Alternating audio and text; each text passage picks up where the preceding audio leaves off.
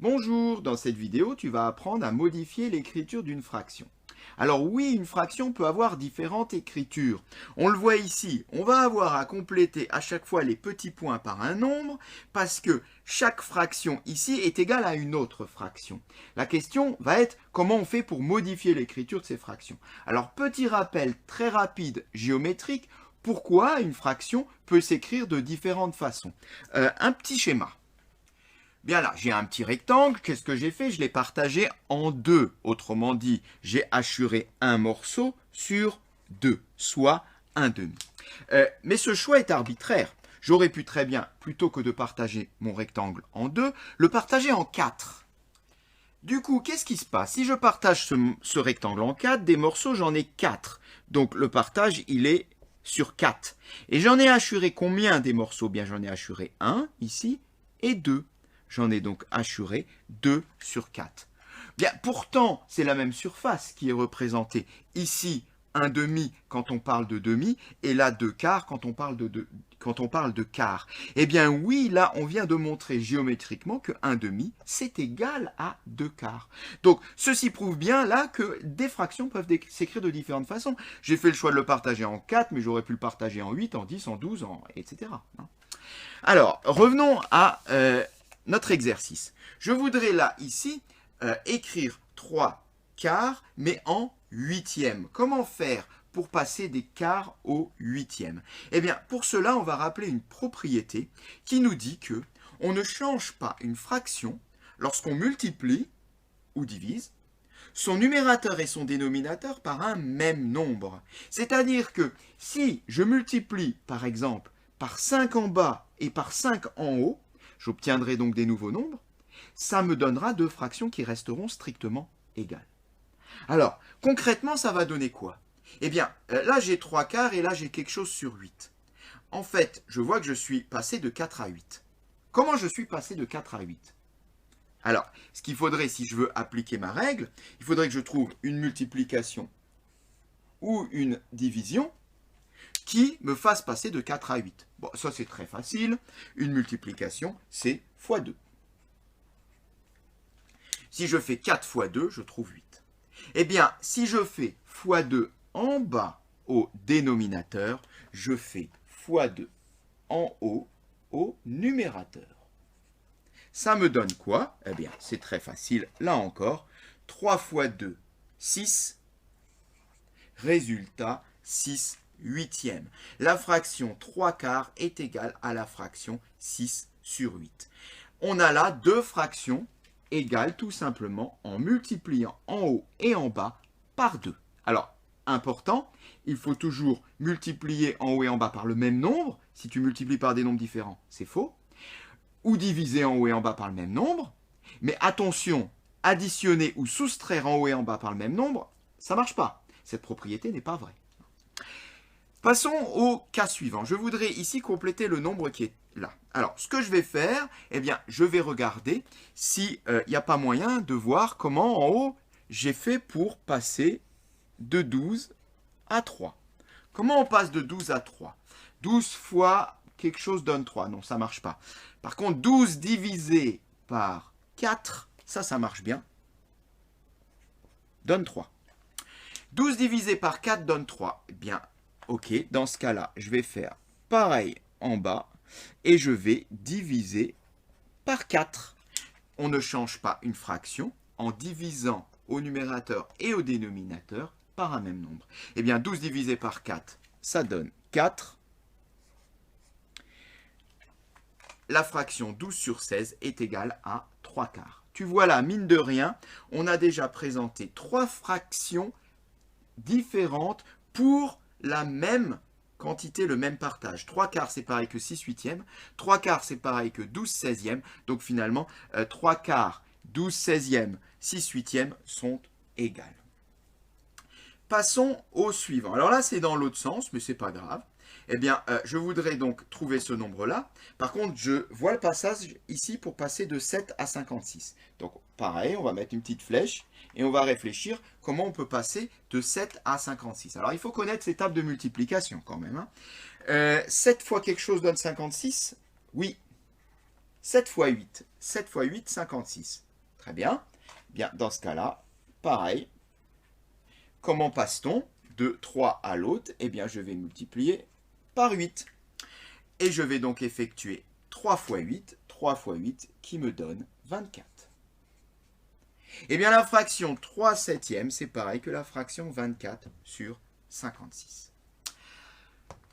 Passons au dernier. 25 sur 35 égale à 15 sur quelque chose. Ok, alors, je vais faire toujours pareil. J'ai 25 et 15 au numérateur, donc je dois pouvoir trouver ici un multiplicateur ou un diviseur, voilà, pour passer de 25 à 15. Alors 25 fois quelque chose me donne 15, non, ça ne marche pas. 25 divisé par quelque chose me donne 15. Oh, alors là, je ne vois pas non plus, parce que 25, je peux le diviser par 5, mais ça va me donner 5, pas 15. Comment je vais faire pour arriver à passer de 25 à 15 ? Alors, 25 moins 10 me donne 15. Ah oui, mais non, on a dit que c'est faux. On n'a pas le droit de soustraire. Donc, il faut faire autrement. Alors, dans ce cas-là, c'est un cas un peu plus difficile. Eh bien, on ne va pas faire comme ça. Ce qu'on va faire, c'est qu'on va essayer d'écrire un tout petit peu plus simplement la fraction. Je vais plutôt la mettre de l'autre côté, comme j'ai plus de place. Donc je reprends, on va écrire plus simplement la fraction 25 sur 35. Comment je pourrais écrire plus simplement la fraction 25 sur 35? Alors, je l'ai dit avant, 25, je ne peux que le diviser par 5. Et est-ce que 35, je peux également le diviser par 5? Oui, c'est dans la table de 5. Alors, ce qu'on va faire déjà, c'est qu'on va diviser par 5 en haut et en bas. Comme ça, on aura une fraction plus simple. Ça donne quoi? Alors, 25 divisé par 5, bien ça fait 5. 35 divisé par 5, bien ça fait 7. Autrement dit, eh bien, 25 sur 35, c'est pareil que 5 sur 7. On ne change pas une fraction en divisant en haut et en bas par un même nombre. J'ai divisé par 5, donc j'ai une fraction égale. Comme celle-ci est égale à celle-ci, elles sont finalement toutes égales. Mais pourquoi j'ai fait ça? Parce que maintenant j'ai une fraction plus simple, et je vais pouvoir maintenant passer d'ici à ici. Effaçons nos petites flèches rouges, on n'en a plus besoin, puisqu'on a trouvé une fraction plus simple. Voilà. Et regardons maintenant comment il est possible de passer de 5 septièmes à 15 sur quelque chose. Eh bien, pour cela, ce que je vois déjà, c'est qu'il est assez facile de passer de 5 à 15. Parce que 5 fois 3 donne 15. On ne change pas une fraction en multipliant en haut et en bas par un même nombre. Je vais donc en bas également multiplier par 3.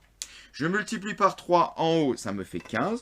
Je multiplie par 3 en bas, eh bien 7 fois 3, 21. Et j'obtiens ma fraction 15 sur 21.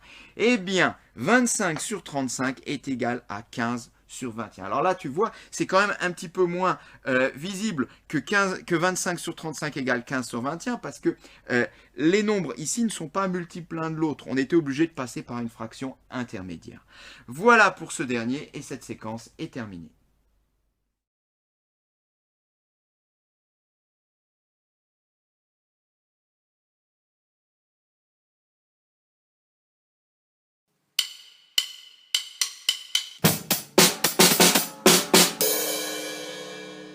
Bonjour, dans cette vidéo, tu vas pouvoir apprendre à appliquer le produit en croix aux fractions. On a ici donc deux questions. Dans la première, on te demande de prouver que les fractions 48 sur 84 et 60 sur 105 sont égales. Et bien pour cela, on va rappeler la méthode du produit en croix qui nous dit, de façon générale, si tu as deux fractions, A sur B et C sur D, celles-ci sont égales à la condition que leur produit en croix, donc les produits qui forment une croix, je vais prendre le numérateur de l'un avec le dénominateur de l'autre pour former une croix, à la condition que ces produits en croix soient égaux. Concrètement, ça donne A sur B égale C sur D si on a A fois D qui est égal à B fois C. C'est facile à retenir et c'est extrêmement efficace pour prouver que deux fractions sont égales. On va le voir ici. Alors, concrètement, ici, eh bien, qu'est-ce qu'il faudrait calculer? Si je fais le produit en croix, je vais donc être amené, dans un premier temps, à effectuer 48 multiplié par 105.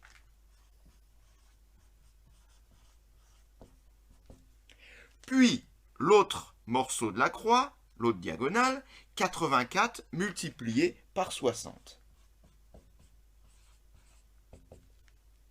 Eh bien, si ces deux produits sont égaux, je pourrais en déduire que les deux fractions sont égales d'après ma propriété des produits en croix. Eh bien, allons-y, effectuons 48 multiplié par 105. Voilà, et on trouve 5040. Qu'en est-il de 84 multiplié par 60? On l'effectue également à la calculatrice. 84 fois 60, et on trouve également 5040.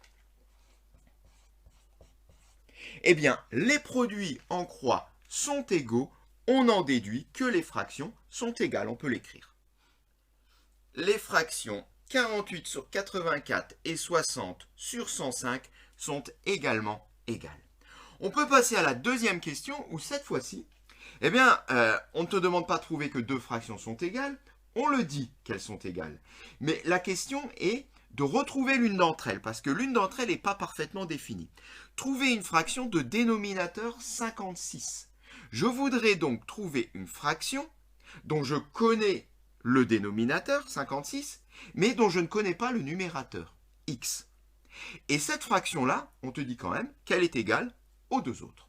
Alors, ce qu'on va faire, c'est qu'on va noter x, le numérateur, pour l'instant, tout simplement pour pouvoir travailler avec.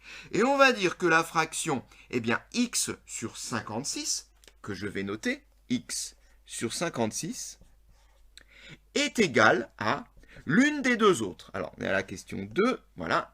L'une des deux autres. Alors, les deux en fait, mais il faut en choisir une. Donc, on va par exemple choisir la première, 48 sur 84. Ceci, c'est sûr, c'est dit, je le répète, une fraction de dénominateur 56, j'ai mis 56 en bas, est égale aux deux autres. Donc, par exemple, 48 sur 84. À partir de là, vu que les deux fractions sont égales, je vais donc pouvoir appliquer les produits en croix sur ces fractions. Eh bien, ça donne quoi? Bien, ça va donner que x multiplié par 84 est donc égal à 56 multiplié par 48. Ceci, ce sont les produits en croix. X multiplié par 84, première diagonale, donc un numérateur multiplié par le dénominateur de l'autre, est égal à 56 fois 48, le dénominateur de l'un multiplié par le numérateur de l'autre. Ça donne quoi ceci? Eh bien, ça donne une petite équation. Pas bien difficile à résoudre, ce qu'on pourrait faire déjà, c'est effectuer 56 par 48 à l'aide de la calculatrice. Alors 56 multiplié par 48, eh bien cela nous donne 2688. 2688. Ce qui veut dire que le nombre que je cherche multiplié par 84 est donc égal à 2688. Alors, un nombre inconnu multiplié par 84 est égal à 2688. Comment trouver ce nombre? Bon, on va faire le chemin inverse. Le chemin inverse de la multiplication, c'est la division. Donc, pour retrouver ce nombre, je vais tout simplement diviser 2688 par 84. De cette façon-là, je vais pouvoir le retrouver. Alors, allons-y. 2688 divisé par 84, ça me donne quoi? 2688, voilà, 32. 32, x égale 32. Donc, x égale à 2688 divisé par 84, soit 32. Eh bien, on a la réponse. La fraction cherchée a pour numérateur 32. Donc, la fraction cherchée est 32 sur 56. On peut le noter. Voilà qui est fait. Et cette séquence est terminée.